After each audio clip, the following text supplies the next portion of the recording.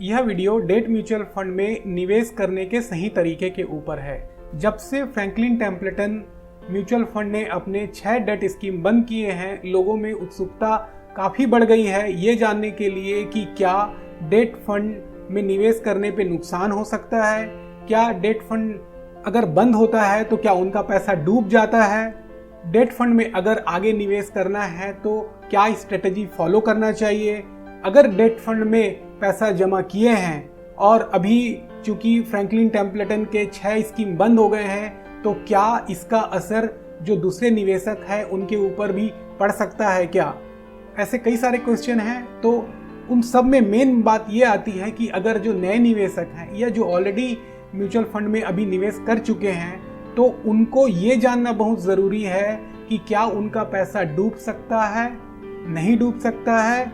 और जो नए निवेशक हैं उनके लिए इम्पॉर्टेंट है कि क्या वो अभी जब निवेश करना चाहते हैं डेट म्यूचुअल फंड में तो उनके पास में कोई एक ऐसा चेकलिस्ट है जिसको वो फॉलो करें। इसके आधार पे उनको ये पता हो कि जो निवेश वो कर रहे हैं वो सही है कि नहीं है। तो आगे बढ़ते हैं। आप चाहे कोई भी निवेश करो, चाहे वो स्टॉक मार्केट में हो, चाहे म्यूचुअल फंड में हो या फिर कहीं और हो, सबसे पहला स्टेप है कि no your risk profile and return expectations.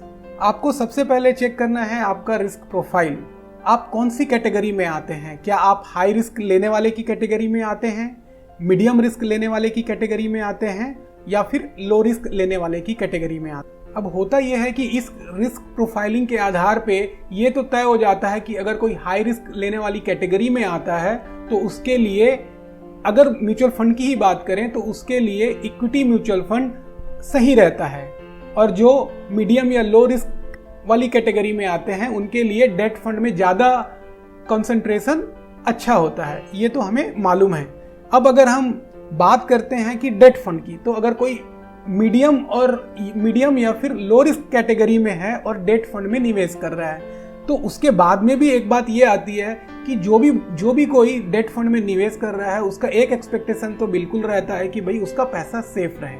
Equity market में पैसा सेफ नहीं रह सकता है करके ही लोग डेट मार्केट में पैसा सेफ रहे ऐसा करके निवेश करते हैं। तो अब जब डेट मार्केट इटसेल्फ की बात करें तो उसमें भी ये ज़रूरी हो जाता है कि आप डेट फंड में निवेश करने के पहले भी डेट फंड के लिए अपना रिस्क प्रोफाइलिंग चेक करें कि आपका क्या सिनेरियो है। क्या आप जो पैसा डेट फंड में डाले हुए हैं उससे ज़्यादा रिटर्न का एक्सपेक्टेशन करते हैं, या फिर मीडियम रिटर्न है तो वो उसमें भी ओके है, या फिर आप अपने पैसे को एकदम सुरक्षित रखना चाहते हैं और बहुत ही कम लो रिस्क लेके जो भी आपको रिटर्न मिलता है डेट फंड से वो लेना चाहते हैं। तो आपको ये पूरा क्लियर करना बहुत ज़रूरी है। उसके बाद ही जो है आपको नेक्स्ट स्टेप में जाना है। तो यहाँ पे अगर आगे बढ़ने के लिए हम एक एज्यूम करते हैं कि जो भी डेट फंड में निवेश कर रहा है उसका एक रिस्क प्रोफाइल ये है कि वो अपने फंड से वो ये चाहता है कि उसका जो भी निवेश का अमाउंट है वो सुरक्षित रहे। तो अब आगे बढ़ते हुए इसी को फॉलो करते हुए हम देखेंगे। तो यहाँ पे एक एजम्पशन करके चल रहे हैं कि जो डेट फंड में निवेश किया जा रहा है उसमें पैसा सुरक्षित रहे। ये एक। तो दूसरा स्टेप ये है कि know debt funds basic feature. तो आप जो डेट फंड में निवेश करना चाहते हैं अच्छी बात है, लेकिन आपको ये पता होना चाहिए कि ये डेट फंड में निवेश करने से आपको क्या फ़ायदा, क्या बेनिफिट हो रहा है। मैं यहाँ पे ये बता दूँ कि सभी डेट फंड सुरक्षित नहीं है, इसलिए आपको डेट फंड्स के बेसिक फीचर के बारे में जानकारी होना ज़रूरी है। दूसरी बात ये कि जो डेट फंड्स हैं वो कोई वेल्थ जनरेटिंग फाइनेंशियल प्रोडक्ट नहीं है, ये एक अल्टरनेटिव है आपके एफडी का। तो ऐसा नहीं है कि डेट फंड में अगर आप पैसा निवेश करते हैं तो पैसा सुरक्षित रहता है और आपको बहुत ज़्यादा रिटर्न मिल जाएगा। नहीं, ऐसा नहीं है। ये बेसिकली उस पर्पस के लिए है, जैसे कि आप अगर एफडी करते हो तो उसमें 5 साल का लॉक इन पीरियड है, अगर आप पीपीएफ में निवेश करते हो तो उसमें 15 साल का लॉक इन पीरियड है। ऐसे ही सभी अलग अलग इन्वेस्टमेंट में लॉक इन पीरियड होता है, और कई बार ये होता है कि आपको उतने पीरियड तक के लिए पैसा फंसाने का मन नहीं होता है तो आप डेट फंड में आते हो। अब आप डेट फंड में जब निवेश करते हो तो ये तो क्लियर है कि आप 20% 30% का रिटर्न तो बिल्कुल भी एक्सपेक्ट नहीं कर सकते हो, क्योंकि डेट फंड का बेसिक फीचर क्या है, डेट फंड होता क्या है। तो डेट फंड म्यूचुअल फंड की वो स्कीम होती है जो कि मुख्य तौर से जो फिक्स्ड इनकम इंस्ट्रूमेंट होते हैं, जैसे कि कॉरपोरेट और गवर्नमेंट बॉन्ड्स हो गए, कॉरपोरेट डेट सिक्योरिटीज हो गई, या फिर मनी मार्केट इंस्ट्रूमेंट्स हो गए, ऐसी जगह पे निवेश करते हैं। तो अब अगर तो देखा जाए तो ये एक प्रकार से बॉन्ड पे निवेश होता है। अब बॉन्ड पे जो है रिटर्न कैसे मिलेगा? अब अगर गवर्नमेंट बॉन्ड पे निवेश होगा तो उस पे तो रिटर्न कम होगा। क्यों? क्योंकि हाईली सिक्योर रिटर्न होता है गवर्नमेंट बॉन्ड पे। वहीं अगर हम कॉर्पोरेट डेट की बात करें, जैसे कि कमर्शियल पेपर वगैरह हो गया, उस पे अगर निवेश होगा तो उस पे ज़्यादा रिटर्न मिल सकता है। क्योंकि उसमें आपका पैसा सिक्योर नहीं रहता है। तो अब अगर कोई कंपनी है जिसकी रेटिंग अच्छी नहीं है, जिसकी क्रेडिट रेटिंग अच्छी नहीं है, उसको तो मार्केट में जो दूसरे प्लेयर हैं उससे ज़्यादा रिटर्न देना पड़ेगा। तो अब आप अगर पैसा निवेश कर रहे हैं डेट स्कीम में, और जहाँ पे वो स्कीम बोल रहा है कि इसमें रिटर्न जो है वो 11%, 12%, 13%, मतलब ज़्यादा रिटर्न है, तो आपको ये समझना पड़ेगा कि डेफिनेटली वैसे स्कीम का जो पोर्टफोलियो है उसमें अधिकतर पैसा हो सकता है कि ऐसे ही कॉर्पोरेट डेट सिक्योरिटीज पे हो, जहां पे रिटर्न तो अच्छा हो सकता है लेकिन आपके पैसे की गारंटी नहीं हो सकती है। आगे है know your date funds liquidity, maturity and return expectation. ये भी बहुत इंपॉर्टेंट है कि जब आप म्यूचुअल फंड में निवेश कर रहे हैं तो उस समय आपको जो भी डेट फंड में निवेश करना चाह रहे हैं उसमें आपको ये देखना है कि क्या लिक्विडिटी रहेगी कि नहीं रहेगी, मैच्योरिटी क्या है, और उसमें क्या रिटर्न आप एक्सपेक्ट कर सकते हो। लिक्विडिटी इसलिए इंपॉर्टेंट है कि अगर सोचो कि आप अपने फंड को रिडीम करना चाहते हो, बट अगर मार्केट में लिक्विडिटी नहीं होगा उस फंड के लिए तो फिर आपको दिक्कत हो सकती है। उसी तरह ऐसा कोई फंड भी ना चुनाव करें जहां पे आप चाहते हो कि आपको 1 साल में पैसा चाहिए, बट पता चल रहा है कि वो फंड का ड्यूरेशन जो है वो तो 3 साल का है, तो 3 साल के पहले तो आपको पैसा नहीं मिल सकता। उसी तरह रिटर्न, आप उस फंड से, जो भी डेट फंड में आप निवेश कर रहे हो, उस फंड का रिटर्न आपको जानना जरूरी है। और आपको ये समझना जरूरी है कि अगेन यहाँ पे बात आ जाती है कि आप कौन से कैटेगरी पे बिलोंग करते हो।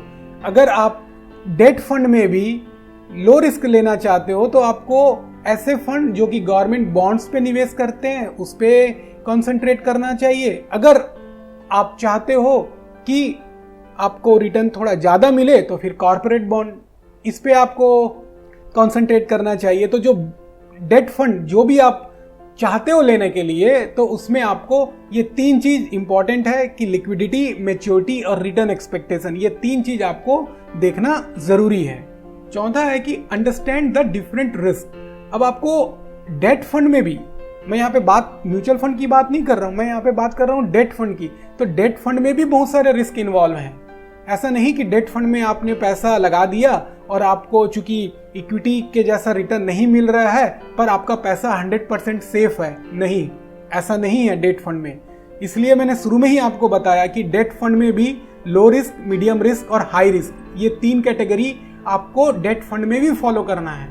अलग अलग रिस्क जैसे कि मार्केट रिस्क हो गया, क्रेडिट रिस्क हो गया, डिफॉल्ट रिस्क, लिक्विडिटी रिस्क, ये ऐसे 4 और भी रिस्क हैं, बट ये मेन 4 रिस्क हैं जो कि आपको देखना पड़ेगा जब आप डेट फंड में निवेश कर रहे हैं। कैसे हो सकता है, थोड़ा सा मैं आपको बताने की कोशिश करता हूं। पहले बात करते हैं मार्केट रिस्क की। तो मैक्रो इन्वायरमेंट में इंटरेस्ट रेट घटते और बढ़ते रहता है। इस इंटरेस्ट रेट के घटने बढ़ने का बॉन्ड के इंटरेस्ट रेट पे प्रभाव पड़ता है, या कहें बॉन्ड के प्राइस पे प्रभाव पड़ता है। अब बॉन्ड के प्राइस पे प्रभाव पड़ने का सीधा असर फंड के एनएवी पे पड़ेगा। दूसरा, क्रेडिट रिस्क। अब म्यूचुअल फंड कंपनी अपना पैसा कहाँ लगा रही है, जो भी कंपनी के बॉन्ड पे लगा रही है उस कंपनी का रेटिंग क्या है, उस बॉन्ड का रेटिंग क्या है, उसके ऊपर भी काफ़ी प्रभाव पड़ता है। अब जिस कंपनी में फंड ने पैसा लगाया है, अगर उस कंपनी का प्रोफाइल घटता बढ़ता है तो ऑब्वियस है कि फंड के एनएवी पे भी प्रभाव उसका पड़ेगा ही पड़ेगा। डिफॉल्ट रिस्क अब जहाँ पे पैसा लगा हुआ है, अगर वो कंपनी डिफॉल्ट कर गई तो फिर डिफॉल्ट रिस्क भी है। और लिक्विडिटी रिस्क, तो लिक्विडिटी रिस्क का तो एग्जांपल हम अभी ऑलरेडी देख ही चुके हैं। फ्रैंकलिन टेम्पल्टन ने अपने जो 6 डेट स्कीम को बंद किए, उसके पीछे कारण क्या था? उसके पीछे कारण यही था कि लिक्विडिटी नहीं थी। एक तरफ से सेलिंग प्रेशर बढ़ गया था, लेकिन उनके पास में कोई ऑप्शन बचा ही नहीं जिससे कि वो अपने निवेश को क्लोज करके पैसा निकाल सके, इसलिए उनको बंद करना पड़ गया। अच्छा, 5वां, understand broad categories of debt mutual funds. ये भी बहुत ज़रूरी है कि आपको ये पता होना चाहिए कि आप जब डेट फंड चुनाव कर रहे हैं तो उसको आप कैसे कैटेगराइज कर सकते हैं। तो मेनली 4 कैटेगरी में आप डेट फंड को बांट सकते हैं। एक है लिक्विड फंड्स, दूसरा है शॉर्ट टर्म बॉन्ड फंड्स, तीसरा लॉन्ग टर्म बॉन्ड फंड्स और चौथा क्रेडिट रिस्क फंड्स। अगर इसको ऑर्डर पे देखोगे तो ये इसी ऑर्डर पे इसमें रिस्क बढ़ता है। तो अगर आपका रिस्क प्रोफाइल डेट फंड के लिए भी लो है तो आपको लिक्विड फंड्स पे ही जाना चाहिए। बट बात ये आती है कि लिक्विड फंड्स में रिटर्न बहुत ही कम होता है। तो अगर आप अपना फंड ही बचाना चाहते हैं तो आप एफडी कर सकते हैं, बैंक में रख सकते हैं, बट लिक्विड फंड में क्यों निवेश करना चाहते हैं? क्यों? अब लिक्विड फंड में क्रेडिट और डिफॉल्ट रिस्क भी हो सकता है। तो अगर आप डेट फंड में भी हाई रिस्क कैटेगरी में आते हैं तो आप क्रेडिट रिस्क फंड्स इसमें निवेश कर सकते हैं। बट अगर आप चाहते हैं कि आप अपना पैसा सुरक्षित रखें तो आप क्रेडिट रिस्क फंड्स को बिल्कुल भी अवॉइड करें, इसमें पैसा बिल्कुल भी मत लगाएं, अदरवाइज आपके पैसे के डिफॉल्ट होने की भी संभावना बढ़ जाती है। अब ये पिछले 5 पॉइंट से आपको ये तो पता चल गया कि डेट फंड में पैसा जमा करना मतलब 100% रिस्क फ्री इन्वेस्टमेंट है, ऐसा नहीं है। डेट फंड के अंदर भी कई सारी कैटेगरी है जिसमें आप अपने रिस्क प्रोफाइल के हिसाब से पैसा लगा सकते हैं। उसके बाद अब अगला स्टेप क्या होना चाहिए? तो अगला स्टेप ये इम्पोर्टेंट है। अब जब आप डिसाइड कर लेते हो, पिछले स्टेप से आप अगर डिसाइड कर लेते हो कि आपको कौन से फंड पे आगे बढ़ना है। अब सपोज बात करते हैं कि आपने, चूंकि शुरू में हमने बात किया था कि आप अपना पैसा सेफ रखना चाहते हैं, तो लिक्विड फंड्स। अब लिक्विड फंड्स में आपने डिसाइड कर लिया कि आपको निवेश करना है। उसके बाद में अब आप, कई सारी म्यूचुअल फंड कंपनियां हैं, आप उनके वेबसाइट में जाइए। वेबसाइट में जाने के बाद में आप डेट फंड सर्च करिए। डेट फंड सर्च करने के बाद में जो लिक्विड फंड्स कैटेगरी वाले जो फंड्स हैं उसमें चेक करिए। और उसके बाद में जैसे ही आप उस फंड कैटेगरी में आते हैं तो आपको करना है कि आपको कुछ डॉक्यूमेंट्स चेक करने हैं। पहला है की इन्फॉर्मेशन मेमोरेंडम, KIM। ये डॉक्यूमेंट है जिसमें आपको फंड के बारे में जानकारी मिलेगी, वो आपको पढ़ना है। उसके बाद में जो भी फंड में आप निवेश करने का मन बना रहे हो, निवेश करने के पहले आपको उस फंड के पोर्टफोलियो की जानकारी होनी चाहिए। मतलब वो फंड कहाँ अपना पैसा लगा रहा है। एग्जाम्पल के तौर पे अगर मैं कोई एक सिंपल फंड को सोचूं तो उसमें वो पैसा लगा सकता है गवर्नमेंट ऑफ इंडिया के बॉन्ड में, स्टेट गवर्नमेंट के बॉन्ड में, पावर फाइनेंस कॉरपोरेशन के बॉन्ड में, हुडको के बॉन्ड में, REC लिमिटेड, ऐसे कई सारे कॉरपोरेट हाउस हैं। मतलब वहाँ पे पैसा लगाया जा सकता है। तो इम्पॉर्टेंट होता है कि आपको फंड का पोर्टफोलियो चेक करना है। उसके बाद में तीसरा स्टेप ये करना है आपको कि जो भी आप फंड चूज करने वाले हो उसका पास्ट परफॉर्मेंस भी चेक करो। उसके पास्ट परफॉर्मेंस को चेक करने के बाद में फिर आप डिसाइड कर लो कि हाँ आपको लेने के लिए आगे बढ़ना है कि नहीं बढ़ना है। तो एक बार क्विक रिकैप। सबसे पहले आपको first point, know your risk profile and return expectations. Second point, know debt funds basic features. Third point, know debt funds liquidity, maturity and return expectations. Fourth point is understand the different risk, understand broad categories of debt mutual funds. और उसके बाद में जो भी fund को लेने का आप डिसाइड करते हो तो उसका की इन्फॉर्मेशन मेमोरेंडम डॉक्यूमेंट बिल्कुल पढ़ें, उस फंड का पोर्टफोलियो चेक करें और उस फंड का पास्ट परफॉर्मेंस चेक करें। उसके बाद में फिर आप आगे बढ़ सकते हैं। Thank you.